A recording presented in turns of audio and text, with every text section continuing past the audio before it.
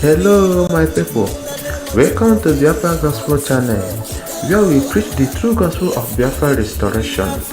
Please, if you have not subscribed to our channel, I'm urging you to do so, and also click the notification button so that you always get our videos anytime we upload them.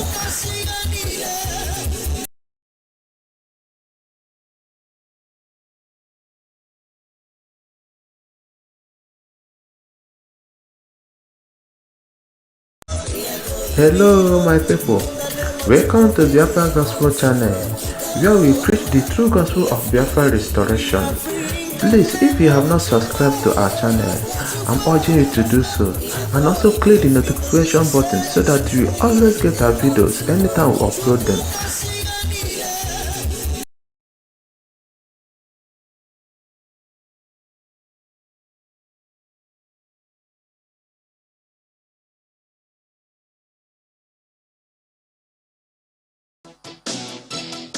Welcome back. Yes, we'll be talking about what you just saw now, the security breach in NDA, and we've got Commodore Kunle Olawumi joining us here this morning. He's the head Department of Criminology and Security Studies, Christland University, Nigeria. Good morning, sir. Thank you for coming on today.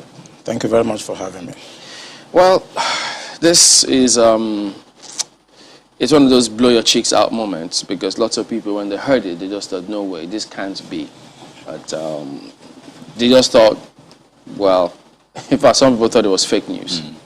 Others thought, nah, maybe there could be some other explanation to this. And then the academy put up this press release saying, yes, it's been compromised. And here we are today. So details are emerging that raises more questions than answers at the moment. But what's your impression of this, for instance? Thank you very much. My impression, I think, is just the impression of every Nigerian at this point. This is an aberration. I mean, you don't attack Nigerian Defense Academy and kill officers and get away with it. Yeah. The last time I was in NDA was in 2017. I went to carry out an investigation by the Minister of Defense. I wanted me to check what is going on with the training and the security environment there. I remember I spent about a week at NDA with the commandant and with the staff, you know. But something struck me, and that was every Friday, the gate of NDA is thrown open, and everybody have access to come and pray in the mosques. And I want to actually enjoin journalists to go to all military formations across the country on Friday by 1 o'clock.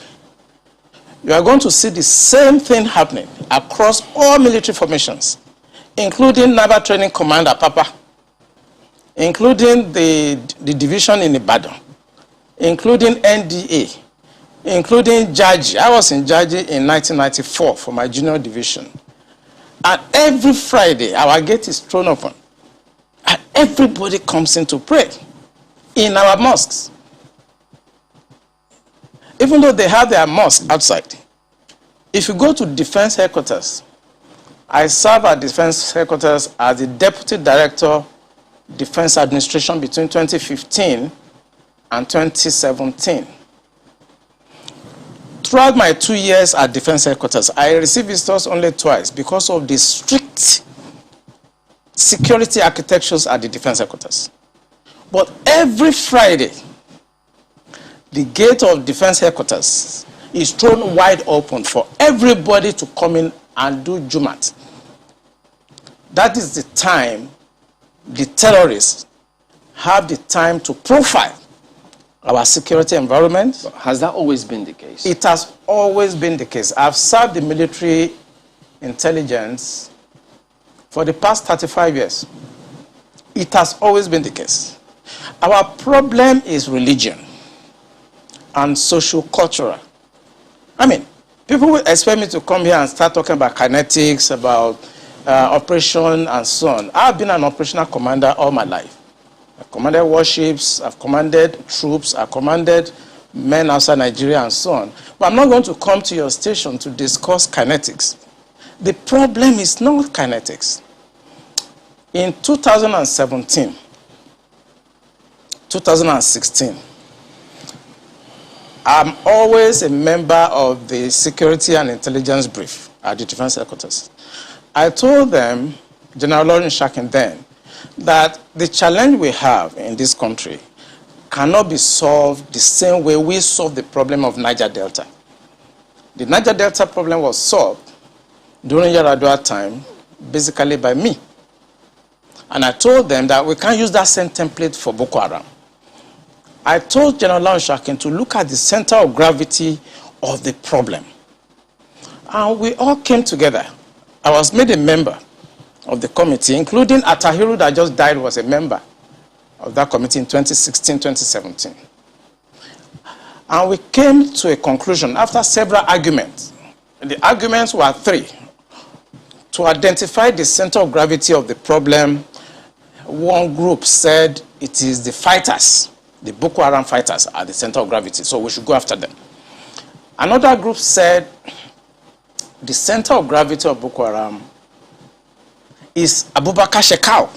So if we go after Abubakar Shekau, then the problem of Boko Haram will be solved. I took exception to the group.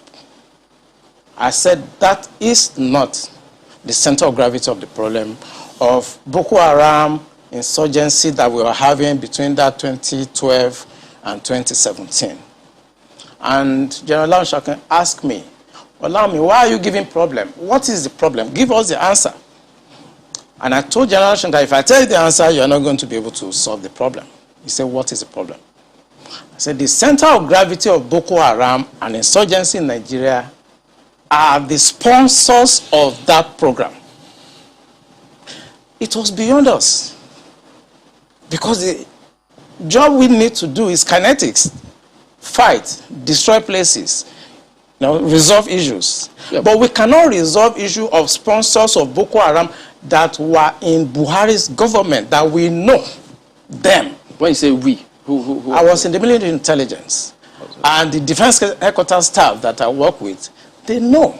And that was why we couldn't pursue that aspect that could have resolved that problem. Because you need to arrest people. And recently, 400 people were gathered as sponsors of Boko Haram. Why is it that Buhari government has refused to try them? So the government knows sponsors of Boko Haram? Of course, it's in the news. In April this year, the government said they have arrested 400 Bureau de Change related people that were sponsoring Boko Haram. They told us. Mm. And Abu Dhabi also helped us to arrest few Nigerians, tried them, we know them. Why can't this government, if not that they are partisan and they are actually part of the charade that is going on, why can't they bring those people out for trial? So the Bureau de Change operators on the one hand, but you particularly said people in government. Are those part of the Bureau de Change, or those people that you say are in government are still there, government is aware, and government is condoning them? The people I mentioned that are in government are not these ones they just arrested. You remember this Boko Haram issue started since 2012. Yeah. And I was in the military intelligence that time. We arrested those people. It is my organization that actually conducts interrogation and interview. And they mention names. I mean, I can't come on the air and start mentioning names of people that are presently in government now that I know. Presently in government. That the boys that we arrested mentioned. Some of them are governors now. Some of them are in the Senate. Some of them are in Aso Rock. Why should a government try to cause this kind of embarrassment and insecurity to the sense of what happened yesterday? And the solution I gave them in 2017, because when I identified the center of gravity for general land shocking, and they couldn't pursue it, because some of them were ministers. And what I'm saying now, the Department of State Services are listening to me. They know them. Yeah, you know, Commodore. So the solution I gave them was that if we can't pursue the policy strategic level, because the people that we need to talk to are also, you know, going to be difficult to deal with. I said what they should do now is to conduct two things. We should buy blimps. The blimps are not UAVs. They are not drones. Blimps are equipment that can fly up to 10,000 feet, 30,000 feet, static if you want, mobile if you want, and they carry a lot of payload. We saw them in Afghanistan. We saw them in Kenya. This will be something that can give us real-time intelligence, and we can know where these bandits or terrorists, where they emanate from, when they finish operations as they've done, where they go back to. Okay. Well, they did not buy this equipment up to. No. Okay, you said quite a number of things. Let's pick up on some of them and see if we could make some, you know, if you could shed some further light on some of them. Since 2012, I mean, you've been in operation, as you said, ever since that time. You questioned several people.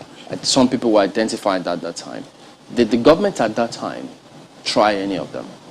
Or were any of them also in government at the time? No, the government did not try any of them, and the defense headquarters where I worked then did not pursue that line of operation because it's beyond them. The defense headquarters, actually, when you look at the defense structure of Nigeria, they lie within the policy strategic level, but basically they are operational guys. So when you have policy problem, then they cannot go beyond their masters. They can write intelligence report and say this is what is going on. And we've seen that the present government know what is going on. I'm sorry, is this a policy problem? I mean, the laws are clear. If someone is said to be involved in something as devious as this, the laws are clear. This person is meant to be arrested, questioned. I mean, it's quite clear. So is it a policy problem? We have the laws. So what is stopping the security agencies from actually enforcing the law, since that's what they are? I think what is stopping them is like when you are a member of a church and your pastor have decided to be at a certain level of spiritualism and you're a member of that church, you cannot be higher than your pastor spiritually. You can't, no matter what you do. So this is the same religion you spoke about? Yes. In real life, you see that the defense headquarters cannot conduct any operations that is not sanctioned by the commander-in-chief of the armed forces. Yeah. They cannot. No matter how small, little they cannot. So when the Yar'Adua government decided to put an end to Niger Delta militancy, that was in 2007. What he did was simple. He called all the security chiefs and all the intelligence chiefs and tasked them to come up with a solution. The Defense Intelligence Agency, the National Intelligence Agency, the Department of State Services were called with the Inspector General of Police and the Interpol to come up with the solution to the problem. Then the problem was Niger Delta. The president was Yar'Adua. He was dispassionate. He wanted to solve the problem. Within 6 months, we solved the problem. I remember I have to go to Angola to go and bring Herioka, and nobody in Nigeria knew what we did. All we know is that since 27, 28 that we conducted our operation under Yar'Adua, Niger Delta issue has remained manageable. This government does not want to resolve this problem. They are escalating it because of tribal and religious sentiments. So when you say this government does not want to resolve it, don't forget the same government has purchased, in fact, they're going to induct the Super Tucano jet because of, I mean, the insecurity situation. They have, the president has had to change guards, as it were, as a result of people's clamor. I imagine if that was not in the thinking, why would you go that length to make some of the, you know, some of the pronouncements, the meetings that have happened, the purchase, the change of guard and the rest? Why would they do all that if they don't want to sort this? Because that is not the solution. What you just mentioned is not the solution. When you have a problem at policy level, strategic level, operational level, when you have a problem, what you need to do is to identify the center of gravity of that problem and attack it. That's what you do. What they are doing is not attacking the center of gravity of the problem of Boko Haram and insurgency. So if the president is buying Super Tucano, is changing service chiefs, that is not the solution. We are looking at the wrong side. It's not kinetic. It's politics. Are you ruling out kinetic altogether? I can't rule out kinetic because so it's a spectrum. It's a spectrum, you know, so you can't rule out something. But the center of gravity is what they should look at. And what is it? I'm saying it on this channel. It is the sponsor of Boko Haram and bandits. And speaking about the sponsors, you know, when you say the DSS, and yeah, they could be listening to you, but so they profile, part of their responsibility is to profile all of these persons before they either vie for elections or before, excuse me, they are nominated for any of these positions. Doesn't that happen? Don't they get intel and say, look, this and this is what we found, and then we don't think that this should proceed further? Doesn't that happen? It does. You know, when I worked with the DSS in 2007, because when Yaradua approved the operational order that we did, we now have to work together as a team. He actually forced all of us to sit down together and work together. I was surprised at the tremendous amount of information had by DSS. I was shocked. We in DI, I was in Defense Intelligence Agency, and when they were forced to bring out the files, I was shocked. They have so much information at DSS presently, as I'm talking about what I'm talking about. They have. But you see, if a fish is going to get spoiled, it's going to start getting spoiled from the head. The DSS will not do anything except the Commander-in-Chief's body language shows that this is the direction I want to go. That is where the problem is. The DSS has tremendous information. By the time 2023 is here and somebody take over and wants to undo some of this evil that I've seen in this country, you'll be surprised names that the DSS will bring out. They have the information. There's nothing I'm going to say here that they don't have. The defense headquarters have the solution for the kinetic aspect. They do. I'm not going to come here to advise them. I work with them and they're still there. The Chief of Naval Staff was in the intelligence with me. We were together in Defense Intelligence Agency. That's Vice Admiral Gambo. I know these people are good. They know what to do. It's not that they have problems. It has to do with politics, the sponsors, people that feel that this country should be Islamized. You know, assuming but not conceding that, I mean, that all of this is the case. So what is the end game? Because I imagine as a strategist, that's what you think about too. So these things are happening. What is the end game? So why will this be allowed to fester? For what purpose? The end game for them, because we did, normally when you want to look at this type of challenges, what you do is that you go through what we call the intelligence circle. Okay? When you do the processing and you do the analysis before dissemination point, you discover that the end game for them is to just turn this country into like a Taliban type of country. And it's a mindset. And anything goes. In other words, 10% casualties, 20% casualties is allowed in trying to achieve the end game of Islamizing this country. That's for the terrorists, the bandits. It's not for the terrorists and the bandits, for the sponsors. Because I told you, and I will repeat on this channel, the sponsors of Boko Haram and the bandits are the problems. And defense headquarters The Army headquarters, the Naval headquarters, the Air Force cannot do anything about that. Buhari has to do something about that. The Interpol has the list of those people that are sponsoring Boko Haram. I work with Interpol. They should ask. If they don't know, they should ask. The government of Dubai, they have the list of those people. During the trial of those people that were caught, names were mentioned. They have the list. The government also told us that they've arrested 400 sponsors of Boko Haram. Why should the government not try those people and bring peace and harmony and safety to this nation? Why won't a government do that? Those people that are going to harass cadets and officers in NDA, they live around the place. I know NDA very well. I was in Georgia, I was in NDA as young officers, and I know the area very well. They live around the place. So why can't you put up a blimp that can see what they are doing in real time and eliminate them? Why won't you do that? In fact, there were more details saying that some persons slept up, but we'll come to that hopefully. Markwe has got some questions for you. Markwe, go ahead, please. Thank you, Chamberlain. Much as we're looking at it looks like we're looking at the remote causes. The immediate causes, I think, is what is worrying a lot of people in terms of the significance of the attack.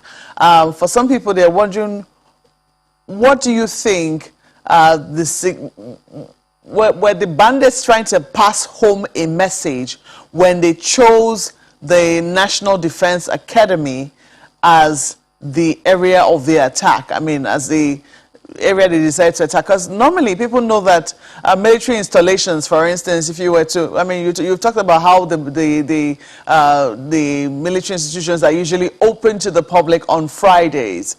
There'll be questions as to this attack did not happen on a Friday. It happened on a Tuesday. So the guards were supposed to have been up. So there'll be questions as to what happened, how was the perimeter breached, what about the guards are usually mounted on, watchtowers, what were they doing, were they asleep? There'll be areas where there are CCTV cameras. What happened in those areas as well? There are huge questions around that. And then the significance, what gave these bandits the audacity, the temerity to be able to say, this is going to be the area we want to attack today? Do you have any questions roaming in your head in terms of, what were they trying to really achieve beyond? Because some people say this is not about ransom. Maybe they want to take a ransom, yes, maybe. But it looks like they were trying to send home a message. Yeah, thank you, Markwe. You just got it right. They just want to send a message. And this is what terrorists do. And what the Buhari government should do is to tag these people as terrorists. What they want to do is to send a message to create fear and to show the military that we can come for you and there's nothing you can do. You may not know, I don't know whether it's out in the news, that the major has been killed. Belongs to some groups, and I know about 3 hours ago his body was found. He has been killed. So it's not about ransom. I just want to confirm to Markwe that she is right. It's not about ransom. They just want to pass a message. We can come in. We can do what we need to do. And there are some hardliners in this government that are sponsoring this kind of narratives. They just want to show that they can Islamize this country. They think about Taliban. They think about the Mujahideens. And they want to replicate it in this country. And they don't care what happened. They simply don't care. As long as at the end of the day, there's Sharia and there is whatever thing they have in their head they want to achieve. So these people that are sending messages are sponsored by Nigerians. I'm sorry if I could follow up on that quickly. Please go ahead. This part of what you just spoke about now, the security agencies gleaned this from those who they arrested over time, saying this is the intention. Absolutely. The intention of it's on the internet. So it's not even about the people we interrogated. The intention is to Islamize Nigeria and practice Sharia. And it doesn't matter if some people die. It doesn't matter if you're embarrassed. It doesn't matter if our economy has degenerated. Look at the interest rate. Look at the inflation rate. Look at the debt profile of Nigeria. They don't care. As long as at the end, the Quran is at the sea. So some people in this country have this mindset. And we must tell the truth. If you tell the truth, you die. If you don't tell it, you die. Some people have this mindset to Islamize the nation. And they are in the government. And people know them. The DSS know them. The NIA know them. The DIA knows them. Because it is the DIA that conducted the operations that arrested these sponsors. So they know them. Why is the government, the commander-in-chief of the armed forces? The general area of Afaka, where where the NDA is cited, is no stranger to this sort of attacks. Before now, I mean, a few other institutions around the Defense Academy have also been attacked. Talking about the Institute of Agriculture and Forestry, Mechanized Division, something to that effect. I can't remember the exact name of the institution now, but we do know that they have been around this area. Now, I'm looking at the front page of Daily Trust newspapers, and they have this, why NDA security was compromised. And the first writer says, bandits leave peacefully. Peacefully is in parenthesis, near academy. There have been questions before now that sometimes, you know, this happened in Jos, around Rukuba, that, there were attacks happening in the neighboring area, and that the military institutions did nothing. The same thing happened when there were attacks on the airport, the airport's residential area in Kaduna. That was very close to the Defense Academy. They did nothing. They attacked the forestry school in Kaduna. They did nothing. Now they have finally come for them, but the talk is that these people have been there all along. They never went anywhere. The bandits who perpetrated this attack have been there all along. Does the military really need, I mean, if this is something that is of concern to the security agencies, because it was only a matter of time from what it would seem that we're reading that these attacks were going to happen, it didn't really need to wait this long before they took action against people they knew were a security threat to not just them, but also the people around their environment. Yeah, Makwe, I may also shock you that some cadets have been abducted before now. And when they took these cadets away, and they demanded for ransom, as low as 400,000 naira at that time, the cadets were released after the ransom were paid. And the cadet told them that where they took them to, that they could hear the parade going on in NDA, that they were not taken far away from NDA, that every morning they hear the parade and the programs going on in NDA while they were in the camp of the terrorists. You are right. These people live around NDA. It's about social-cultural issue. As long as you're a Muslim and you speak Fufude or Hausa, you can do whatever you like and fraternize with the military and go in and out of the barracks. You are saying that the attack did not happen on Friday. Of course, it will not happen on Friday, but they have enough time to carry out surveillance. They have enough time to have insiders that will work with them. The problem is that journalists should go around our military institution this Friday and carry their cameras and see the decadence, the security breach that goes on every Friday in all military institutions across Nigeria, and tell the Minister of Defense to put a stop to that. The defense institutions, they are sacred. They are not where people can come on Friday, throw open the gate because they want to come and do Jumat.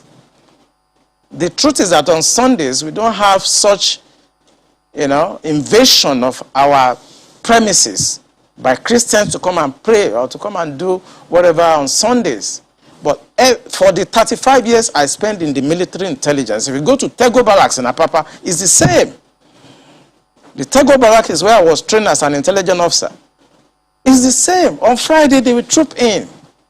They throw it open. It's religion. And because we must think about solution. The Minister of Defense should stop this. They should make pronouncement and stop it. Every Friday, people should go to various mosques around them to pray and maintain the sanctity of our military institutions. That's what I wanted to know if this has been an issue before now. I mean, has this been anything that, the people at the top in the military have found as a source of concern? Let me raise an instance. For instance, we know that at almost every security institution, even on the roads here in Abuja, before you can enter the same road that leads to any military institution is divided in two. There are huge barricades to prevent anybody from just entering, so to speak. This became a source of concern for the military in terms, especially after the attacks on the police headquarters. Has this been a source of concern for for the top brass of the military to say, hey, look, if we're taking these steps to put barricades, then this is also going to be a source of concern for us. What can we do about it? Have they elevated this discussion? At Defense Headquarters, every Monday, even if you go this Monday coming, you will see they are always there to discuss intelligence and security brief. We discuss all topics there, including the issue of Muslims gathering every weekend. All those barriers you see at Defense Headquarters, and that's why I'm talking to the media. They should go there on Friday. The barrier is no longer there. It's open because it is Jumat. And this is when they come to carry out surveillance. If you look at what happened in Mogadishu Barrack, it was the same. That was the time they went there and blasted the place and killed a lot of people. It's these same people that are allowed to have access on Fridays and become members of the mess because they are, it's a social-cultural issue. So I think we should begin to look, the Minister of Defense should put an end to this, because for 35 years of my stay in the military intelligence, it has been the case. Both Naval institution, Air Force institution, Army institutions, even the Department of State Services. Once it's Friday, the gates are thrown open, and people come from outside, and there'll be no space. They'll be all over. If you go to Defense Headquarters on Friday, this Friday, you see them littered everywhere. If I could just comment. I mean, this conversation is usually quite tricky. I mean, people listening, some might take different perspectives to it, thinking, oh, is this a religious thing? Is this an ethnic thing? They ask, is it only Muslims you have in the military? Is it only people from this certain cultural, heritage that you have in the military? And I'd like us to tackle the issues. You have mentioned what you have called the core, as it were, of the problem. How do we tackle this without viewing it from a religious spectrum, an ethnic spectrum? Because well, Nigeria is quite, polarized across, these groups, ethnicity and religious. How do we tackle it without coming off as though you're inciting people, on those lines? You see, one thing I discovered in this country is that when it comes to religion, everybody is very sensitive.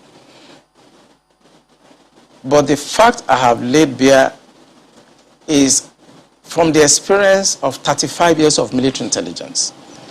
So I'm not coming to the air to whip up sentiments, no. I have been in the system. I work with Abacha government. I work with Babangida government. I work with Abdul Salam. I work with Yar'Adua Obasanjo. As a core insider of operations, I belong to a group of people that you are not supposed to see, people that you are not supposed to hear, because we have 3 classes of military officers. I belong to the wars group. I lost my family because my family does not have to know where I have been, where I have gone, and I cannot talk. I've seen Colonel Lu here, I've seen Stan Lambo. Some of us belong to that group that we are not supposed to be seen, and we are not supposed to be heard. The truth I'm telling you now is not about sentiment. Is that there are a group of people in this country that feels that this country should be Islamized. This is a fact. Except you want me to start mentioning names of people in this government that we have interrogated. I was a member of an interrogation team, and I've interrogated a very high-ranking member of this government in 2007, 2008 on the issue of Boko Haram. I interrogated him. He's in this government right now. And what was the issue? Boko Haram. And this senior officer was actually let go because he was found culpable. But right now he's in the government. You see, we must say the truth, because if you don't, this country is going down the precipice. We have been set back more than 60 years right now. We've gone back to the time before 1966 now. And whoever is coming back to repair this country has a lot of work to do. This country has never been polarized, so we cannot run away from it. We have never been this much polarized. I'm a federal person. My mind is federal. My brain is federal. My loyalty is federal. I do things for the federal government. So I cannot come here and try to be sentimental. No, I'm a federal person. So will your life be at risk now that they're hearing you? I don't care. I don't care. And my colleagues, they know me. Those people that are listening to me, they know me. I don't care. The issue is that this country is bigger than an individual. That is the issue. This country is bigger than individuals. Buhari will come and go. Eliminating me or killing me will not solve the problem and will not add value. But he will come and go. And somebody must come and repair the damage to the psyche of this society, the damage to the polarization, to the nepotism that I've never seen in my life. I work with all these presidents. This is the worst situation I've found myself. And believe me, internet does not forget.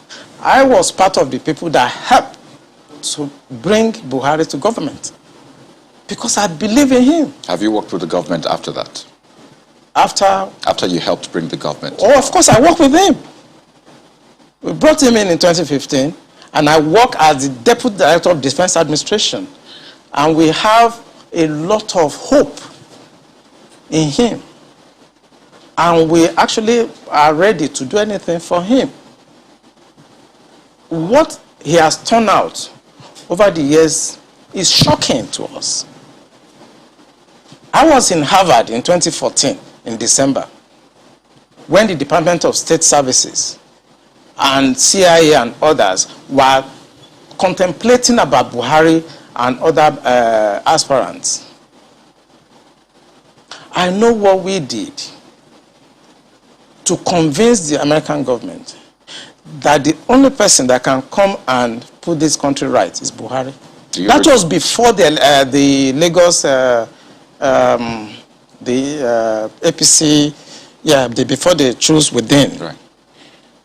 And that was how Tinubu came in. We know what we did, but what he has done in the past 6 years is shocking. It's unprecedented. And it should not be allowed to be swept under the carpet because the damage to the psyche of this country is monumental. We'll talk more on this, but pardon me, we've kept Mr. Alfred Ononuju waiting. He's a security consultant and the forensic investigator as well. Good morning, and pardon us, we just had to explore some of these positions. So, you've been listening in to what's being said, and then perhaps also read and updated yourself with the current situation concerning that scenario with the NDA. What do you think? First, let me thank my dear brother as a patriot. He's speaking not to impress anybody. He's speaking as a patriotic Nigerian. He's also expressing his experience at times in service to Nigeria as a nation. May I also condole with the families of the officers and men that were brought down during this attack. It's pathetic. To say it's unfortunate is to make light the issue of what is happening to us as Nigerians and what is happening to Nigeria. The least of our aspirations and expectations was to find ourselves where we currently are, as a people. It's worrisome that there has been this, unseriousness about tackling the identified threats. And I believe that one of the solemn pledge of any officer is to protect the territorial integrity of our country. Now, when these territorial integrities are being flagrantly held with contempt and invaded with impunity, I think something must have given way. And there doesn't seem to be a response, a measured response to some of these threats as expected from people under oath, from people who have sworn to protect and defend the territories of Nigeria. Having said that, frankly, I want to thank you for allowing the veteran to just take us down the line. And I think he's been one of the most courageous Nigerians I've met in my entire life. So I give you my compliments, sir. We are worried. I'm a father, I have children, and I'm sure most families are concerned. When you put it side by side with the stories coming from the Middle East, particularly the Afghan story, the invasion of the Defense Academy is a signature too loud. It's something that we do not have an explanation for. And I expect that a couple of things should happen. One of which is that I think the National Assembly, if they are not compromised, should look at the options of impeaching the president. I'm sorry, I'm an APC member, but I think when it comes to the safety of the land, too many things have happened, and they're becoming too frequent that if anyone that truly loves Nigeria is not angry or upset, then the person must be a hypocrite. The person must be a saboteur. Secondly, I also feel that the structure of the Nigerian security should be reviewed. Now, we are going to be careful in making statements because we are in the public platform, being that things people say could be either misinterpreted or taken out of context. However, the truth must be said. We are facing a very dire situation. From a criminal intelligence perspective, it is very unhealthy for a nation of over 200 million, and with the strength of army that is in excess of possibly 200,000-300,000, to sit, watch as these people invade our space. And Mr. Nanju, pardon me, if I can jump in as well. I mean, you were right when you said they could misinterpret certain things. In fact, they could even misinterpret your call because, I mean, you're a security person and you're talking politics to the National Assembly. So let's leave politics for them to do what they have to do in politics. But speaking about security, now that this has happened, of course, they'll tell us there'll be investigation. They'll look through what's going on. So, having heard what Komodo has said, do you think that there can actually be a solution? Will they hit a brick wall, or do we expect any results from any investigation that will be going on? Well, it will be impossible to think of a solution outside politics because the policymakers are the politicians. They run the show. The president is a democratically elected president. So he depends on not only his political interests, but also structures of the government, which is under the authority of political establishments. So the solution will come from two ways. First is that we have to, like General said, we have to identify where the problem is coming from. And he captured it very well. We are suffering from ethno-religious invasion of the establishments. When we eliminate the unbearing influence of religion and ethnicity in our systems, then I think we begin to promote patriotism. Now, patriotism can never thrive when religious and ethnic superiority, is in front of the banner. So we need to, first of all, look at the moral engagement. We need to come back to the table. And I think this brings to those who are crying and calling for restructuring in the country. Because where we are, it favors a section of the religious interest more than the other. So what we're going to see is a systemic elimination of each other from the two ends. And then it will boil down to ethnic conflict.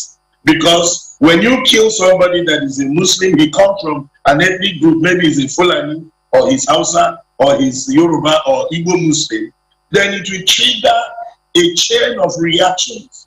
Now, if you kill a Christian, like the major that was taken, I understand he has a Christian background. So connotations and all kinds of innuendos and all kinds of things will be coming in. So we are sitting on a dangerous platform. The solution pardon me to jump in on this. On the lighter note, there's a problem that came from me actually. I mistakenly called you Ononuju instead of Ononugo, and thank you for understanding that it was an honest mistake. That's okay. Thank you for that. Well, let me bring it back to Komodo. Looking at the narrative out there, they got in by 1 a.m. These terrorists, which sometimes they call them bandits, and now you look at the entire procedure, how this attack was carried out, and then they also said that those who were supposed to be manning the CCTV were sleeping at that time. So if you look at all this chain of events, what does that tell you? Yeah, I think, when you come to tactical operations, the most important element for us is surprise. It doesn't matter whether they slept off, whether the people that are supposed to be... I mean, at that time, 1 a.m., they know that they can achieve the element of surprise. Even if after 30 minutes of their invasion of that environment, it will take a lot to be able to respond to such an attack. So don't start looking for who to blame or who to... it's just with the view to correct some of these things. Are they supposed to be sleeping in the first place, manning CCTV cameras? For an attack, I've conducted attack in Niger. I've conducted attack in Angola. You see, no matter how fortified an environment is, no matter how foreign it is, if you can achieve the element of surprise, you win. I know NDA very well. I know the security architecture. Even if by that time, 1 a.m., they want to respond to that, I know the process. The weapons are in the armory. You need to go and open the armory and start signing. The bandits is not going to allow that to happen. They continue to fire and continue to follow up. And you cannot respond. Any response, you are going to be caught by bullets. So it's not about what happened at 1 a.m. Gentlemen, It's about what has been happening for the past 2 years, 3 years, where these people have been having access, unfettered access to NDA. So, And they carry out their surveillance, and they know the right time to strike. It's about 2-3 years back. It's not about now. So anybody that wants to investigate this issue should not look at now. They should look at what has happened in the past 2 years, 3 years, how porous the place has been, and try to mitigate it. 2 issues I'd like to quickly raise. First, do you also agree with the theory of insider collaboration for this to have happened in such brazen manner? Absolutely. Absolutely. There's no, I mean, we do operations like this too. And there's no way we can succeed without somebody inside. We must compromise somebody inside, either through blackmail or through incentives. Maybe we give money, or we blackmail the person, or we try to indoctrinate that person. We can't succeed without an inside person. And this attack you saw has insiders collaboration. I mean, I've investigated cases like this over the years. And I know 60% of the time, when you see an attack like this, there's an insider there. So until that insider is fished out, we might have this sort of attack again and again. It will always happen. There will always be insiders. If you look at the intelligence estimate globally, there are 2 variations. The variables are the hostile intelligence service, which is external to that country, and the domestic subversive organizations that is embedded in that country. Nothing evil can happen to a nation without the insider within that nation collaborating with the hostile intelligence services that is outside. It will always happen. If I could just raise this other part. In the statement that was put out, the term unknown gunmen was used 3 times, the 3 paragraphs: unknown gunmen, unknown gunmen, unknown gunmen. Prior to this time, people called them bandits, some even called them terrorists. But is it instructive for you that it was a term unknown gunmen that was used? It's deliberate. You know, I'm sorry to say that the media is part of our problem. No, I'm talking about the statement from the academy itself, actually. The academy also have to use that word to avoid reprimand from the higher authority. I was the commandant of Defense Intelligence College, and I know that at that time there are things I cannot say. If you term them terrorists, it carries a lot of weight, and you can be reprimanded for that as the commandant of NDA. So he is going to be very careful to keep on using that same term that is safe to use, because there are legal and other implications when you term a group terrorists. But I want to say on this channel that those people are terrorists. And if the government of Buhari is serious about putting an end to what we are saying, he must pronounce them terrorist organization. Because once he does, it carries a lot of weight. And the reaction of the armed forces, where I belonged to before, will be completely different. What was the point you were going to make about the media? There is nothing that is going on today that is not actually tainted by the media. How? And that is why I have to come here and make bold to say what I've said. The media also know 80% of what I've said now, but they will not publish it. They know. I work with journalists. I was Deputy Director of Foreign Liaison at Defense Intelligence Agency. I work with journalists. I was Commandant Defense Intelligence College. I work with journalists. I train journalists in intelligence operations. They know. So why are they not also saying the obvious that will help the security and safety So at that time, progress of this country. So at that time that you worked with the journalists and, you know, training them and doing all of that, did you give them permission to publish your name as a source if they were going to go to press with those details? Oh, I did. You know, it was a policy because, you see, when I was made the commandant of Defense Intelligence... No, because, you know, you had said that you belonged to a group that was not supposed to have been heard or seen. Yeah. So how did you give them permission to publish your name? Yeah, because at that time I was holding a different appointment. I've held a lot of appointments in the military. There are certain appointments I will hold that has no connotation with intelligence at all. For example, I was the Chief of Staff Logistic Command for the Navy. That appointment has nothing to do with intelligence.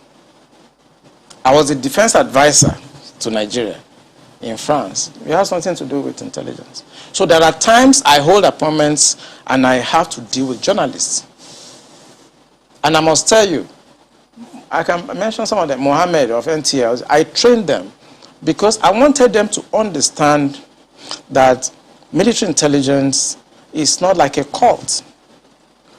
I exposed some aspect. Even though most of their documents are usually top secret and they tell you can't publish or even access the document, even if you see it by mistake. No.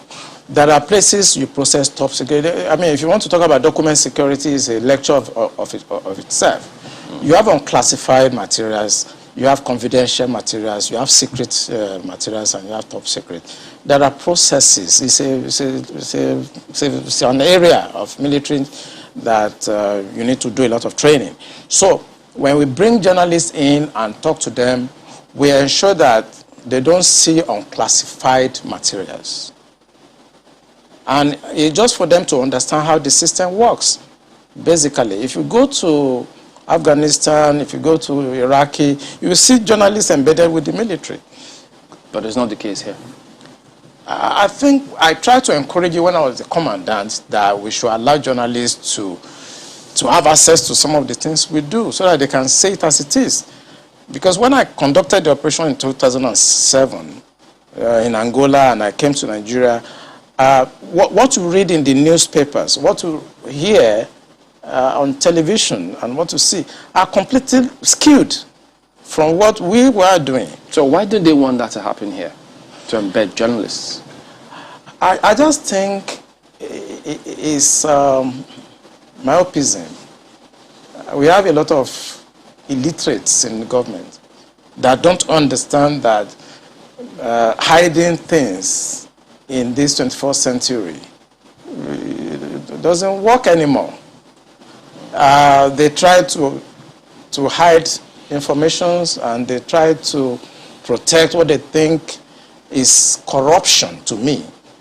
That's why they don't allow journalists to actually access some of these things, because this is the most corrupt country in the history of this country right now. Markwa? Well, sometimes, you know, there are questions as to what usually will happen. I mean, in terms of, before you went into the journalistic exploration and how the media is sometimes a part of the problem. And, you know, I think that there's an ongoing conversation in terms of how the media can be can be a source of support to the military rather than a hindrance. But before we went into that discussion, I think we're talking about something else. And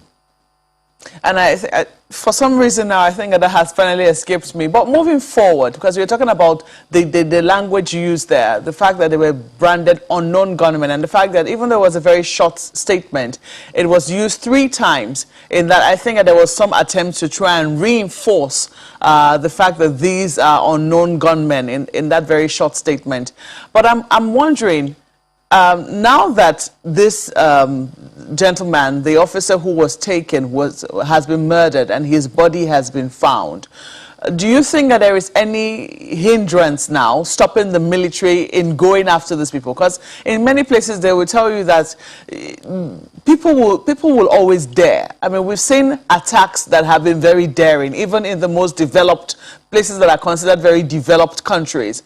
The difference between there and here is that when you do dare that sort of attack, the chances that you're going to come home or go back or go scot-free are very slim. Here we are yet to see how directly the people who committed an offense directly are, you know, brought to book or do not go home and get away with it. Do you think that now that there is nothing at stake in terms of how this this major, who his body has now been found lifeless, is there any hindrance stopping the military from getting the actual people, not just the general attack or attacks that happen days later, the actual people who committed this heinous attack and crime on the Nigeria Defense Academy? Yeah, I think they're going to get them. No doubt about that. Few days, few hours, you're going to hear that the military will get them. I know how it feels when things like this happen to colleagues. There are times we actually disobey instructions. There are times we don't follow operational orders. When our colleagues are killed in a disgraceful manner like this. Since we know we have irresponsible people at the policy level, there are times we don't listen to them. So I can assure you on this station that the military will get them. They will go after them and they will hunt them down.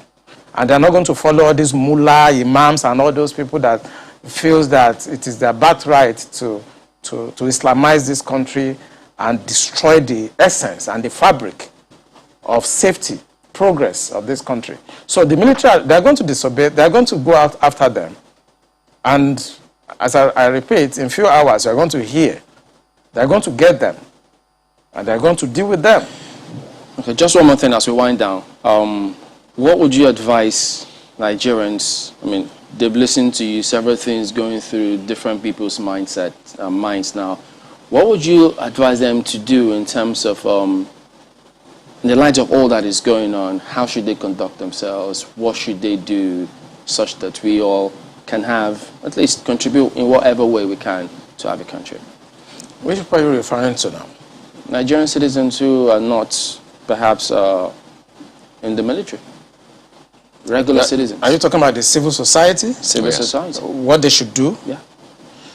I think what they should do, for me, the failure of governance is dependent. It's like a variable. When you do a simple linear regression, the failure of a government is dependent on the failure of the civil society. So you have two variables: a failed government or irresponsible government, and you now have at the other side an irresponsible and a failed civil society. This civil society has also failed. You cannot allow somebody to do for the past 6 years what this government and the so-called cabal, whatever you call them, have been doing to this country, and the civil society has been quiet. They have to speak out. They have to come out and resist tyranny. This is tyrannical government. You have to resist it. You don't wait until maybe he leaves in 2023, then you start, everybody will now jump out and start talking. Because the damage this government is going to do in the next 2 years is going to be more than what they've done in 6 years.